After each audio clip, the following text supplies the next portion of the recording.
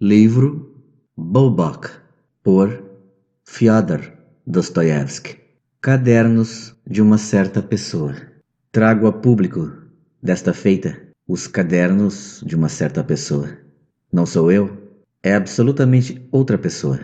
Penso que não é necessário mais qualquer preâmbulo. Semyon Ardalionovitch disse-me anteontem: diz-me, por favor, alguma vez estarás sóbrio? Ivan Ivanitch, estranha exigência? Não me ofendo, sou um homem tímido. No entanto, agora também me tomam por louco. Um pintor, por acaso, fez o meu retrato. Seja como for, és um literato. Eu deixei-o pintar-me o retrato e, vejam só, ele exibiu-o em público. Leio: venham ver este rosto próximo da loucura. Não me importo, mas por que tem de acontecer uma coisa assim? E logo, na imprensa? Na imprensa tem de ser tudo digno. Exigem-se ideais, enquanto aqui, se ao menos dissessem as coisas por alusões, já que tem o estilo para isso. Mas não, já não querem ir por alusões. Hoje em dia estão a desaparecer o humor e o bom estilo, e os insultos são tomados por piadas. Não me ofendo, não sou um literato dos grandes para perder a cabeça com isso. Escrevi uma novela, não a publicaram. Escrevi um artigo satírico, recusaram-no. Tenho passado pelas várias redações com artigos satíricos do mesmo gênero, e por todo o lado rejeitam-nos. O senhor, dizem eles, não tem sal. De que sal precisas? Pergunto eu, com ironia. Talvez ático. Ático aqui é uma expressão que significa humorismo fino. Nem sequer percebeu. O que eu faço, principalmente, é traduzir do francês para os livreiros. Escrevo também reclamos para os comerciantes. Uma raridade. Chá vermelho de plantações próprias. Pelo panegírico, a sua excelência, o falecido Piotr Matvevich, ganhei uma bolada. Escrevi A Arte de Ser Amado pelas Senhoras, por encomenda de um livreiro. Durante a minha vida, lancei 6 livrinhos desses. Planejo organizar uma coletânea de bons motes. Bons motes aqui significa ditos espirituosos, de Voltaire. Mas receio que os nossos vão achar isso insosso. Que Voltaire poderá sangrar hoje em dia? Hoje é a moca que vale, não é Voltaire? Partiram os últimos dentes uns aos outros, pois é esta toda a minha atividade literária. Sem contar com as cartas que, gratuitamente, mando para as redações, assinadas com o meu nome completo. Faço sermões e dou conselhos, critico e indico o caminho. Na semana passada mandei para uma redação a 40ª carta, no espaço de 2 anos. Só em selos postais gastei 4 rublos. Tenho um caráter que não presta, é isso? Acho que o pintor não reproduziu a minha fisionomia, tendo em conta a literatura. Mas, antes, as 2 verrugas que tenho na testa, como se fosse um fenômeno raro. Como não há ideias, eles agora desenvencilham-se com o recurso aos fenômenos. E que bem lhes saíram as minhas verrugas no retrato, como que vivas. Chamam realismo a isso. Quanto à loucura, no ano passado houve muitos aqui, que foram inscritos no hall dos malucos. E em que estilo? Com um talento tão original, e eis que finalmente se verificou. Aliás, há já muito que era possível prever. E isto é ainda bastante esmerado do ponto de vista da arte pura. Merece até louvores, pois é, mas voltaram à carga, ainda mais inteligentes. Isso mesmo, acusar de louco é fácil, mas ainda não tornou ninguém mais inteligente. O mais inteligente, na minha opinião, é aquele que pelo menos uma vez por mês se considera a si mesmo parvo. Capacidade inédita nos nossos dias. Dantes, pelo menos, um parvo, nem que fosse uma vez por ano. Sabia que era parvo, mas hoje, nada. As coisas até se confundiram a um ponto tal que é impossível distinguir-se quem é parvo e quem é inteligente. Fizeram isso de propósito. Estou agora a lembrar-me de uma piada espanhola quando os franceses, 2 séculos e meio atrás, construíram lá, na terra deles, o primeiro manicômio. Fecharam todos os seus tolinhos numa casa especial para se convencerem a eles mesmos de que eram inteligentes.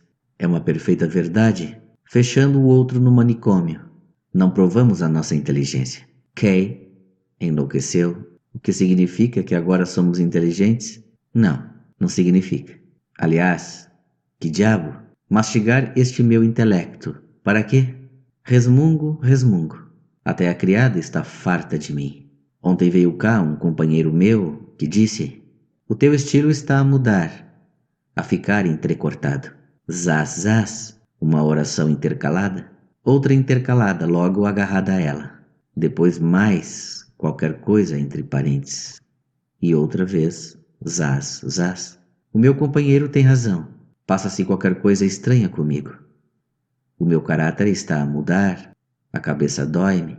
Começo a ver e ouvir coisas estranhas. Não são propriamente vozes. É como se estivesse alguém ao meu lado. Bobok, bobok, bobok. Qual bobok? Acho que preciso de alguma distração. Saí para me distrair, mas fui parar a um funeral de um parente afastado. Conselheiro, aliás, de colégio. Viúva, 5 filhas, todas solteiras, considerando apenas os sapatos, que despeçona. O falecido sabia arranjar meios, mas agora existe apenas uma mísera pensão. Vou meter o rabo entre as pernas. Eu nunca era bem-vindo na casa deles. Nem lá iria hoje, se não fosse esta situação excepcional. Acompanhei-as no meio dos outros até o cemitério. Elas arredavam-se de mim muito altivas. A minha farda, de fato, está uma miséria. Há já 25 anos, acho eu, que não ia a um cemitério. Eira, que lugarzinho. Em primeiro lugar, o cheiro. Enterravam 15 mortos ou coisa assim. Mantos de vários preços. Havia, inclusive, catafalcos de um general e de uma senhora qualquer. Muitas caras tristes, muita tristeza fingida também, mas ainda muita alegria não disfarçada. O clero não tem de que se queixar. Lucra. Mas o cheiro. Eu é que não gostaria de ser padre ali. Eu espreitava para as caras dos mortos, receoso da minha impressionalidade. Há expressões meigas, mas há também desagradáveis. De uma maneira geral, os sorrisos não são bons. Alguns até nem são mesmo nada bons. Não gosto. Sonho com eles. Durante a missa, saí da igreja para o ar livre. O dia estava um pouco cinzento, mas seco. Também estava frio, mas é outubro, compreende-se. Passei-me pelo meio dos túmulos, várias categorias. A terceira categoria é a 30 rublos, decente e não muito cara. As 2 primeiras categorias são dentro da igreja, e no adro, e bolas custam os olhos da cara. Na terceira categoria, estavam a ser enterradas desta vez 6 pessoas, incluindo o general e a senhora. Olhei para dentro das campas. Um horror. Água. E que água! Perfeitamente verde. Palavras para quê? O coveiro, a cada instante, tirava a água com o alcatruz. A missa continuava. Saí pelo portão para passear. Ao lado do cemitério há um asilo. Um pouco mais longe, um restaurante. Razoável. Nada mal. Petiscos e todo o resto. Estavam lá muitos do cortejo fúnebre. Reparei que havia bastante animação e uma alegria sincera. Petisquei e bebi um copo.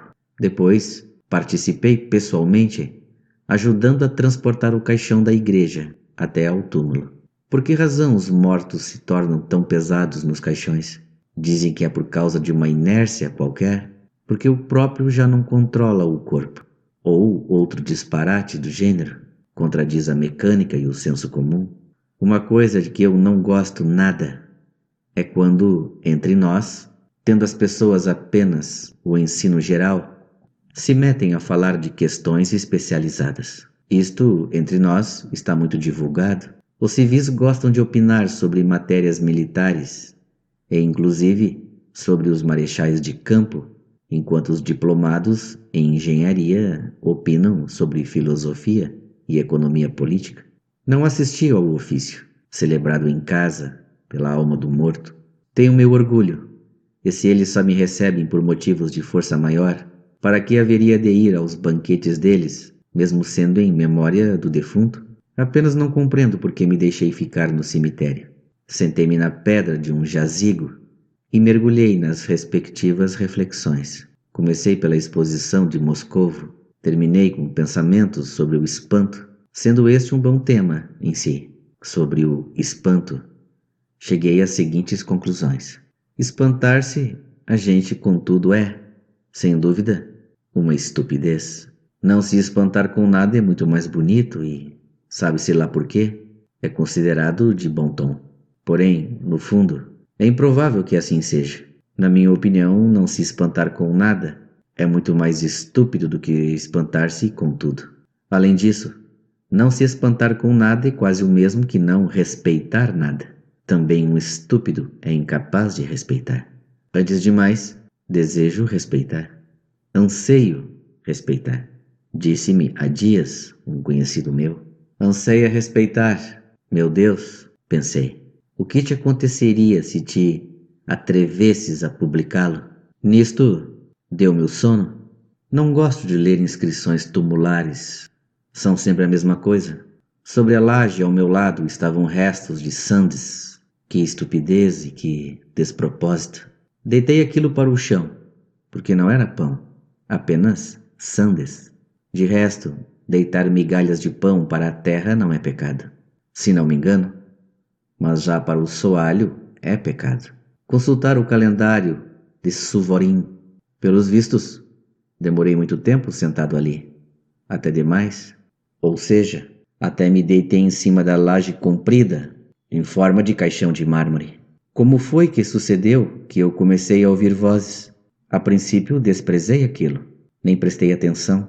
Porém, a conversa continuou. Pus-me à escuta. Os sons eram abafados, como se as bocas estivessem tapadas com almofadas. Porém, eram distintas e muito próximas. Acordei, sentei-me e pus-me a ouvir com atenção. Não, Excelência. Assim é completamente impossível. Vossa Excelência anunciou copas. Eu jogo em conformidade, mas de repente vejo que tenho 7 de ouros. Quanto aos ouros, era preciso ter combinado comigo antecipadamente. Então, como é? Jogar ao Deus dará. Qual é a piada? É impossível, Excelência. É absolutamente impossível, sem garantias. É necessário ter, obrigatoriamente, o Joker e dar as cartas no escuro. Pois, mas é que aqui não se arranja um? Que palavras presunçosas! Estranho e inesperado. Uma voz imponente e com peso. A outra voz, como que suavemente adocicada. Se eu próprio não tivesse ouvido, não acreditaria. Ao banquete fúnebre não assisti. No entanto, que jogo de cartas pode haver aqui e que general é este? Que os sons vinham dos túmulos. Disso não havia dúvidas. Inclinei-me e li a inscrição na lápide. Aqui jazem os restos mortais do general-major Pervoyedov, cavaleiro das ordens tais e tais. Faleceu em agosto do ano tal, com 57 anos de idade. Que descansem em paz os queridos restos mortais. Até um amanhã feliz. Que diabo é realmente general? Em cima do outro túmulo de onde saía a voz bajuladora, ainda não havia monumento. Havia apenas uma pequena laje. Devia ser um novato. Pela voz, conselheiro áulico. Oh, oh, oh! Ouviu-se uma voz nova, a cerca de 5 braças do lugar do general, sob uma campa fresca. A voz era masculina, de homem do povo, mas cheirava a reverência e a enternecimento. Oh, oh, oh, oh! Ah, está outra vez com um ataque de soluços? Ouviu-se de repente a voz enjoada e altiva de uma senhora irritada, como que da alta sociedade. Que desgraça ter ficado perto deste lojista. Não tive soluços nenhuns, nem sequer tomei qualquer refeição. É apenas a minha natureza. Nunca mais consegue livrar-se dos seus caprichos mundanos, minha senhora. Mas por que se deitou aqui? Deitaram-me aqui. A minha esposa e os meus filhinhos pequenos é que me deitaram. Não fui eu próprio que me prostrei aqui. Mistérios da morte? porque eu nunca me deitaria ao lado da senhora, nem por todo o ouro do mundo. Estou aqui em conformidade com o meu capital e segundo o preço pago. É que sempre esteve dentro das nossas possibilidades financeiras pagar o nosso túmulo de terceira categoria. Amealhou dinheiro? Enganava as pessoas nas contas? A senhora é que não podia enganá-la, porque a partir de janeiro não abateu nadinha a sua conta. Sim, porque a senhora tem lá uma conta na loja. Isso já é estupidez da sua parte. Na minha opinião, é muito estúpido reclamar aqui as dívidas. Vá para cima. Dirija-se à minha sobrinha. É ela a herdeira. Onde é que posso ir agora? E a quem posso dirigir-me? Chegamos ambos ao nosso limite. E, pecadores, estamos em pé da igualdade perante o juízo de Deus. Pecadores, arremedou com desprezo a falecida. E não se atreva a falar comigo. Olhe que o lojista obedece a Vossa Excelência, minha senhora. E por que não obedeceria? Já se sabe por quê, Excelência. Porque aqui a ordem é outra. Qual outra? É que nós, por assim dizer, falecemos, Excelência. Ah, pois, mesmo assim, a ordem... Ora bem, obrigado. Esta é boa. Nada a dizer. Se as coisas aqui chegaram a este ponto, o que podemos esperar do andar de cima? Que coisas, francamente, continuava contudo a ouvir, embora com grande indignação. Não, eu ainda gostaria de viver. Não eu. Sabem, eu ainda viveria. Ouviu-se de repente uma voz nova. Algures, entre o general e a senhora irritadiça. Está Vossa Excelência ao ouvir? Este nosso colega volta ao mesmo. Fica calado 3 dias seguidos. E de repente, não, eu ainda gostaria de viver. Não eu viveria. E com tanto apetite. E com tanta leviandade. Tem crises disto, Excelência, mas até já dorme, porque ele já adormece por completo. Pois está cá desde abril, mas de repente eu ainda viveria. Isto, aliás, é um tédio, observou Sua Excelência. É um tédio, sim, Excelência, mas não gostaria, Vossa Excelência, de gozar ainda um pouco com Avdotia Ignatievna? Não, poupe-me. Detesto essa chorona caprichosa. Também eu os detesto a ambos, replicou a chorona com repugnância. São ambos enfadonhos e não sabem falar de matérias ideais.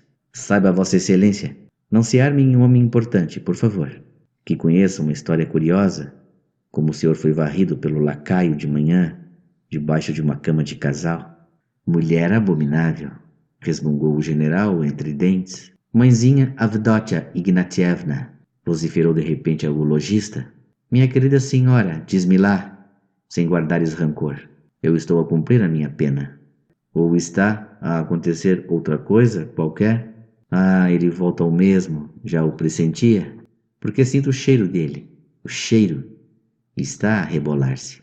Não estou, mãezinha, e não tenho nenhum cheiro especial, porque ainda conservo o corpo todo. Ao passo que a senhora é que começou, na verdade, a decompor-se, porque o fedor é realmente insuportável, mesmo pelas normas daqui. Tenho-me calado sobre o assunto apenas por delicadeza. Ah, seu maldoso, que ofensa! O senhor farta-se de feder, mas é a mim que culpa? Que chegue o mais depressa possível o 40º dia. Ouvirei as vozes lacrimosas por cima de mim, os gritos da minha esposa e o choro baixinho dos meus filhos. Ora, para que tanta saudade? Eles chegam, empanturram-se com cutiá. Cutiá são papas com passas de uva e mel e são levadas para a igreja no dia da missa do corpo presente e que são servidas depois do funeral. E vão embora? Ah, que alguém acorde ao menos. Avdotia Ignatievna, intrometeu-se o funcionário bajulador. Espere um pouquinho. Os novos vão falar. Também há jovens? Há também os jovens, Avdotia Ignatievna. Até muito novinhos. Ah, que bom seria. Mas como é? Ainda não acordaram? Ainda nem sequer acordaram os de anteontem, Excelência. Sabe que, às vezes, eles também ficam calados durante toda a primeira semana? Ainda bem que anteontem, ontem e hoje Trouxeram muitos de uma vez. É que 10 braças à nossa volta era quase tudo gente do ano passado. Sim, é interessante. Saiba Vossa Excelência que hoje, por exemplo, fizeram o funeral do conselheiro privado efetivo, Tarasevich. Reconheci as vozes. Conheço o sobrinho dele. Ajudou a descer o caixão. Mas onde está ele? A uns 5 passos de Vossa Excelência, à esquerda, quase a seus pés. Seria bom se travassem conhecimento. Não. Não me convém ser o primeiro. Ele tomará a iniciativa, Excelência. Vai ficar lisonjeado. Se Vossa Excelência quiser, pode encarregar-me disso, e então eu... O que se passa comigo? Gemeu de repente uma nova vozinha, assustada. Um novato, Vossa Excelência. Um novato, graças a Deus. E que rápido. Às vezes estão caladinhos durante uma semana inteira. Parece que é um jovem. Guinchou Avdotya Ignatievna. Foi por causa daquela complicação. Então, de repente, balbuciou o jovem. Ainda na véspera, o Schultz me tinha dito: o senhor tem uma complicação. E de manhã, de repente, morri. Pois é, meu jovem, nada a fazer. Observou com benevolência o general, pelos vistos contente com o aparecimento do neófito. Tem de se resignar. Bem-vindo ao nosso, por assim dizer, Vale de Josafat. Somos gente boa. Agora vai conhecer-nos e gostar de nós. General-Major Vassili Vassiliev Pervoyedov, um seu criado. Não posso. Tratou-me o Schultz. Houve uma complicação. Primeiro apanhou-me o peito. Tinha tosse, mas depois constipei-me. O peito e a gripe. E de repente, sem contar, o principal foi ser completamente inesperado. O senhor diz que primeiro foi o peito. Intrometeu-se com meiguice o funcionário, desejando animar o novato. Sim, o peito. Muita expectoração. Depois, de repente, para a expectoração e só o peito. Não podia respirar. E, sabe? Sei. Mas com o peito, o melhor é ir ao Eck e não ao Schultz. Sabem, até pensava ir à consulta do Botkin. Botman foi um grande médico e cientista russo, um dos fundadores da medicina clínica científica. Mas, de repente... mas o Botkin queima, observou o general. Não queima ninguém. Ouvi dizer que é muito atencioso e faz belos prognósticos. Sua Excelência fez esta observação relativamente aos preços, emendou o funcionário. Não. Leva apenas 3 rublos e examina muito bem. E receita? Eu até queria consultá-lo sem falta, porque me disseram... O que é que eu lhe hei de então fazer, meus senhores? Vou ao Eck ou ao Botkin? O quê? Onde? Sacudia-se o cadáver do general, rindo com prazer. O funcionário secundava-o em falsete. Querido rapaz divertido, como gosto de ti, guinchou a maravilhada Avdotya Ignatievna. Se deitasse um rapaz assim ao meu lado. Não, isto é que eu já não posso admitir. É isto o morto moderno. Aliás, vou ouvir mais um bocado e não me vou precipitar a tirar conclusões. Este novato moncoso, lembro-me dele de há pouco, deitado no chão, tinha a expressão de um frango assustado, a coisa mais repugnante que há no mundo. Mas vamos lá ver o que se segue. O que se seguiu, porém, foi uma algazarra tal que nem sequer guardei tudo na memória, porque acordaram muitos de uma vez. Acordou um funcionário conselheiro de Estado e pôs-se imediatamente a conversar com o general sobre o projeto de uma nova subcomissão no Ministério dos Negócios Estrangeiros e sobre a provável remoção, ligada com a subcomissão de funcionários, com que divertiu bastante o general. Confesso que eu próprio fiquei a saber muita coisa nova, pelo que me surpreendo com os caminhos pelos quais é possível, às vezes, informando-nos nesta capital das notícias administrativas. Depois, semi-acordou um engenheiro, mas ainda continuou a murmurar uns absurdos quaisquer, pelo que os nossos não o incomodaram. Antes o deixaram, por enquanto, de molho. Por fim, manifestou-se alguns sinais de animação tumular a senhora Fidalga, que havia sido enterrada hoje debaixo do cadafalco. Lebeziatnikov, porque o conselheiro áurico, o bajulador e odiado por mim, ao lado do general Pervoyedov, tinha o nome de Lebeziatnikov. Azafamava-se e espantava-se muito pelo fato de todos, desta vez, acordarem tão cedo. Na verdade, também fiquei surpreendido. Aliás, alguns dos enterrados eram de 2 dias atrás, como, por exemplo, uma menina muito nova, de cerca de 16 anos, mas que não parava de soltar risinhos abomináveis e lascivos. Excelência, o conselheiro privado Tarasevich está a acordar, anunciou de repente Lebeziatnikov, muito afobado. Hã? O quê? Ciciou de súbito, com voz enojada, o conselheiro privado. Nos sons da sua voz havia qualquer coisa de caprichoso e autoritário. Escutei com curiosidade, porque nos últimos dias tinha ouvido algo sobre este Tarasevich, algo de escandaloso e extremamente preocupante. Sou eu, excelência. Por agora sou apenas eu. Qual é o pedido? O que deseja? Unicamente saber da saúde de Vossa Excelência. Por falta de hábito, todos no início se sentem como que num aperto. O general Pervoyedov desejaria ter a honra de travar conhecimento com Vossa Excelência e tem a esperança de... Não ouvi falar. Por amor de Deus, Excelência. O general Pervoyedov Vassili Vassilievich. É você o general Pervoyedov? Não, Excelência, sou apenas o conselheiro áurico Lebeziatnikov, o seu criado. Ora, o general Pervoyedov, disparate. Eu peço-lhe que me deixe em paz. Deixe lá, interrompeu finalmente o general Pervoyedov, com dignidade, o seu cliente tumular. Ele ainda não acordou, Excelência. É preciso ter isso em conta. É por falta de hábito. Quando acordar, então vai encarar as coisas de outra maneira. Deixa lá, repetiu o general. Vassili Vassilievich. Ah, Excelência, gritou alto e arrebatadamente uma voz completamente nova, mesmo ao lado de Avdotia Ignatievna, uma voz senhorial e atrevida, com a pronúncia cansada, de acordo com a moda, e articulando as palavras com descaro.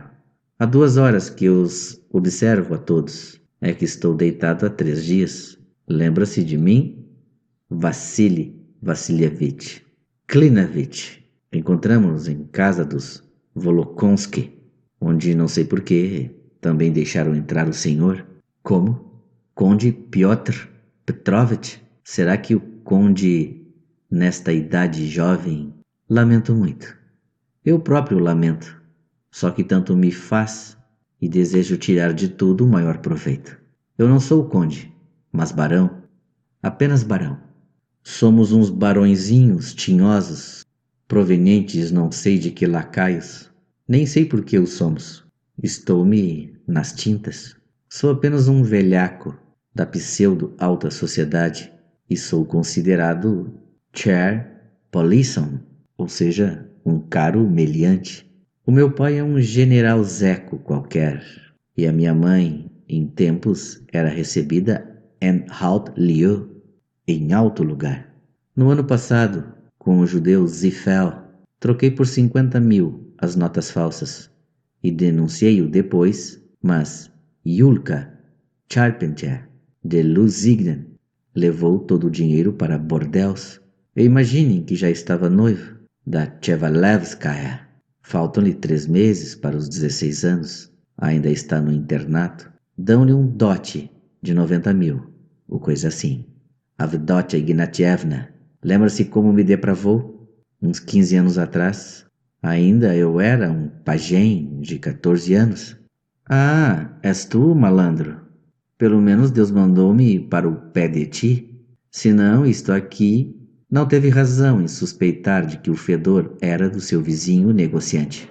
Eu limitei-me a estar caladinho e a rir-me. O cheiro é de mim. Fizeram meu funeral com o caixão fechado. Ah, que nojento. Mesmo assim, estou contente. Nem vai acreditar, Klinevich. Nem vai acreditar quanta falta de vida e de espírito vai por aqui. Pois é.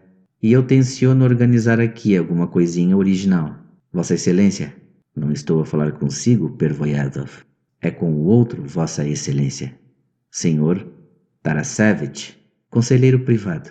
Responda. Sou Klinevich, que o levou na quaresma a Mademoiselle Furs. Está a ouvir? Estou a ouvi-lo, Klinevich.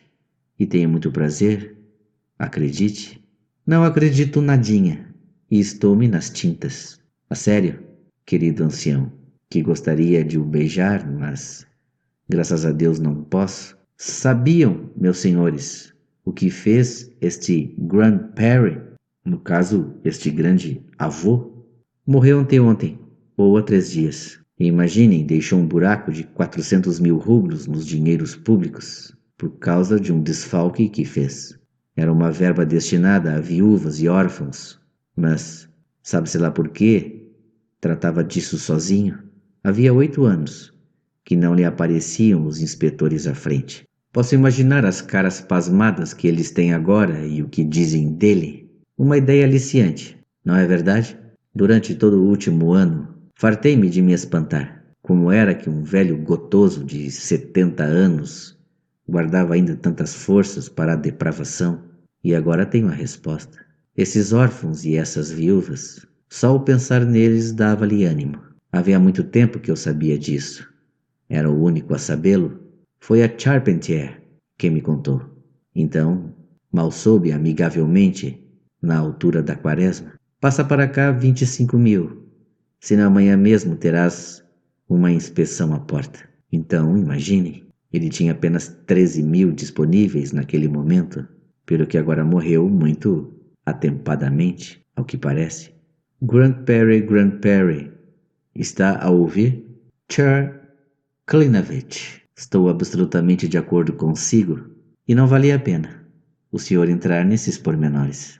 Na vida há tantos sofrimentos, tantos tormentos e tão poucas recompensas. E eu, finalmente, desejei acalmar-me e, segundo penso, tenho esperança de aproveitar também tudo aqui.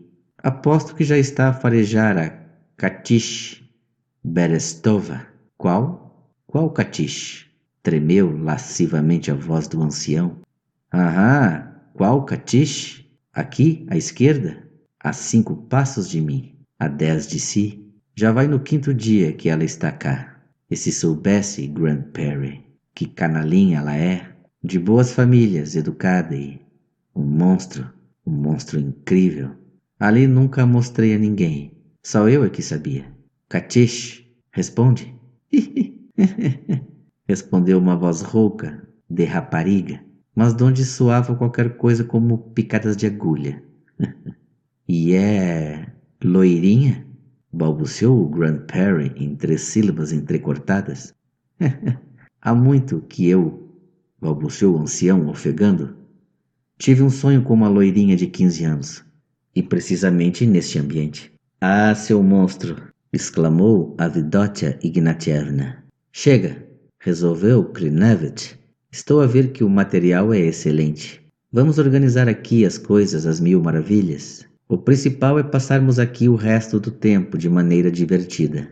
Mas que tempo? Psst. Você aí, funcionário. Lebeziatnikov. Ou lá como é. Ouvi chamar-lhe assim. Lebeziatnikov, conselheiro áulico. Semyon Evseit, um seu criado. E tenho muito prazer. Não me interessa que tenha prazer, mas parece que o senhor conhece tudo aqui. Diga-me em primeiro lugar, já desde ontem que isto me espanta, como é possível que nós, aqui, possamos falar? É que já morremos? E mesmo assim falamos? Parece que também nos mexemos, e no entanto, não falamos nem nos mexemos. Que truques são estes? Se o barão não se importasse, Platon Nikolaevich poderia explicar-lhe melhor do que eu. Qual Platon Nikolaevich? Vá, depressa, sem rodeios. Platon Nikolaevich, nosso filósofo local, naturalista e mestre em ciências naturais, já lançou vários livros filosóficos, mas há 3 meses que está a adormecer por completo, de maneira que se torna impossível animá-lo. Uma vez por semana murmura algumas palavras que não têm nada que ver com o assunto. Vá direto ao que interessa.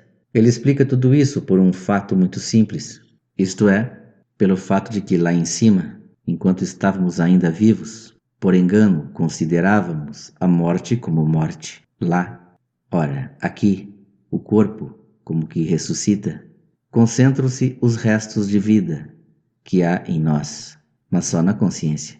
O que é, não sei exprimi-lo, uma continuação da vida como que por inércia.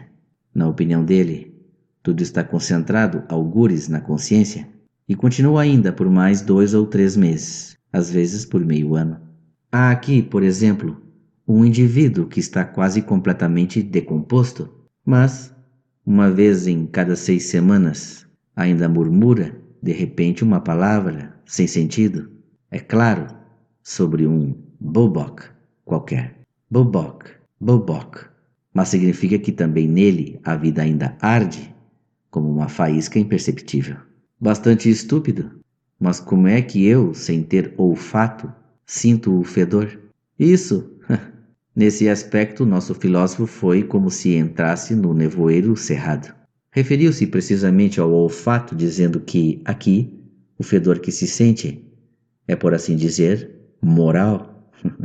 É o fedor da alma para que, supostamente, a pessoa se possa arrepender nos 2 ou 3 meses derradeiros, e que é, por assim dizer, a última misericórdia.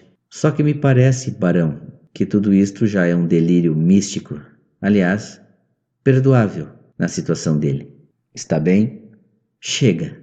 Tenho a certeza de que a seguir só aí vem mais disparates. O principal é que são 2 ou 3 meses de vida, e no final, bobok. Sugiro que passemos todos esses 2 meses da maneira mais agradável possível, e para isso temos de admitir princípios diferentes. Meus senhores, a minha proposta é que não tenhamos vergonha de nada. Ah, sim, vamos deixar de ter vergonha. Ouviram-se muitas vozes, e coisa estranha, entre elas algumas novas, ou seja, as do que, entretanto, tinham acordado. Com uma prontidão extraordinária, ribombou a voz debaixo do engenheiro, já completamente acordado. A menina Katish soltou risinhos alegres. Ah, como eu quero tanto não ter vergonha nenhuma! Exclamou com entusiasmo Avdotya Ignatievna. Já que a própria Avdotya Ignatievna não quer ter vergonha, então... Não. Klinevich, eu lá tinha vergonha, seja como for, ainda tinha vergonha.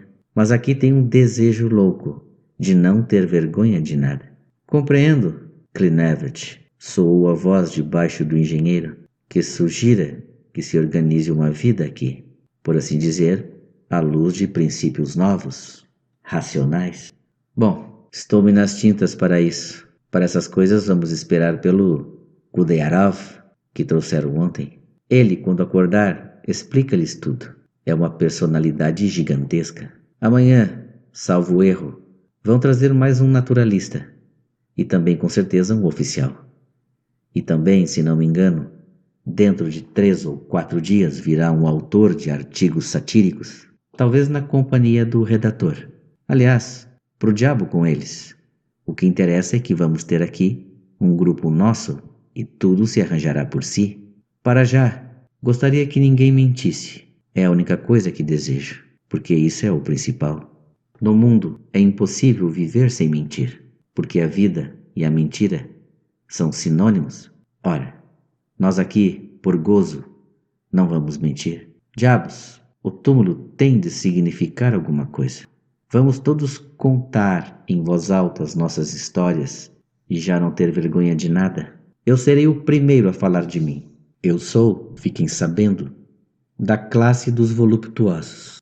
Tudo isto, lá em cima, estava atado com cordas podres. Pois bem, fora com as cordas. Vivamos estes 2 meses na verdade mais desavergonhada.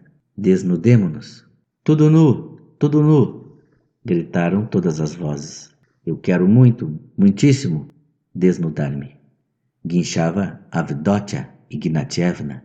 Ha, ha, ha! Já vi que isso aqui vai ser divertido. Já não quero ir à consulta do Eck. Não, eu ainda gostaria de viver. Ainda viveria. Soltava Catiche os seus risinhos. O principal é que ninguém nos pode proibir. E embora, pelo que vejo, o Pervoyedov esteja zangado, não me pode deitar a mão. Grandpere, está de acordo? De acordo, perfeitamente de acordo e com um prazer enorme da minha parte, mas com a condição de a Catiche ser a primeira a contar a sua biografia. Protesto com veemência, proferiu com firmeza o general Pervoyedov. Excelência, balbuciava o velhaco Lebeziatnikov, com uma emoção apressada e baixando a voz, tentando convencê-lo. Excelência, até é vantajoso para nós concordarmos. Esta miúda aqui sabe, e afinal, todas estas coisinhas. A miúda está bem, digamos que sim, mas creia Vossa Excelência que é vantajoso, que é mais vantajoso, nem que seja pela experiência, ao menos experimentemos. Nem no túmulo há sossego. Em primeiro lugar, o general joga a preferência no túmulo. Em segundo lugar, estamos nas tintas para si. Escandiu, Klinevich. Excelentíssimo senhor, não passe das marcas. O quê? Não me pode deitar a mão, por isso eu, aqui, posso gozar tanto consigo como com o Caniche, da Charpentier, a francesa. Além disso, meus senhores, que general é ele aqui? Lá fora ele era general, mas aqui é zero. Não, não sou zero. Eu também aqui. Aqui o senhor vai apodrecer no caixão, e o que vai sobrar de si são 6 botões de cobre. Bravo, Klinevich! Rugiram as vozes em coro. Serviu meu imperador a minha espada. A sua espada é só para picar ratos, e além disso nunca a desembainhou. Não interessa, fui uma parte do total. Há todo o gênero de partes do total. Bravo, Klinevich, bravo! Não percebo que raio é isso da espada, declarou o engenheiro. Esfrangalhados fugiremos dos prussianos como ratos, gritou uma voz longínqua e desconhecida para mim, mas exultante de alegria. A espada, meu caro senhor, é honra, gritou o general, mas só eu o ouvi. Levantou-se um rugido longo e desenfreado, uma vozearia, uma revolta, e apenas se distinguiam os guinchos de Avdotya Ignatievna, impacientes até a histeria. Depressa, vamos começar. Ah, quando é que começamos? A não ter vergonha de nada. Na verdade, anda a alma em penitência. Ouviu-se uma voz de homem do povo, mas nisto espirrei. Aconteceu de repente e sem intenção, mas o efeito foi impressionante. Tudo se calou como num cemitério. Tudo desapareceu, como um sonho. Cai um silêncio verdadeiramente sepulcral. Não acho que tenha sido por terem vergonha de mim. Já que tinham decidido não ter vergonha de nada, esperei cerca de 5 minutos e nenhuma palavra, nenhum som. Também era difícil supor-se que tivessem medo de ser denunciados à polícia, porque, na verdade, o que poderia fazer aqui a polícia? Concluo involuntariamente que, em qualquer caso, deviam estar na posse de um qualquer segredo desconhecido dos mortais, e que eles escondiam religiosamente de qualquer ser vivo. Pois bem, meus queridos, pensei, ainda vos hei de visitar. E com estas palavras, abandonei o cemitério. Não posso admiti-lo. Francamente não posso. O Bobok não me atrapalha. Ei-lo, o Bobok, onde ele está? A depravação que graça neste lugar. A depravação das últimas esperanças. A depravação de cadáveres flácidos e putrefactos, sem poupar sequer os últimos instantes da consciência. Estes instantes foram-lhes dados, foram-lhes doados, mas, e sobretudo, sobretudo no lugar destes. Não, não posso aceitá-lo. Vou visitar as partes do cemitério de outras categorias. Vou ouvir por todo o lado. É mesmo necessário ouvir todo o lado, e não apenas num sítio, para formar uma opinião, para ver se encontro qualquer coisa que sirva também de consolação. E ainda volto a estes, sem falta. Prometeram as suas biografias, historietas. Fui, mas volto cá. Volto sem falta. É uma questão de consciência. Levo tudo a Grajdanin, ao Cidadão. Era uma revista semanal reacionária, desde 1871, com a participação de Dostoiévski, que a partir de 1873 passou a redator da revista. Repetindo, levo tudo a Grajdanin. Foi lá que expuseram o retrato de um redator. Se calhar, publicam. Bem, pessoal, chegamos ao final deste conto do Dostoiévski. Curtam, comentam, se inscrevam e, como sempre, aguardo vocês num próximo áudio, ok? Um abraço a todos. Fiquem com Deus.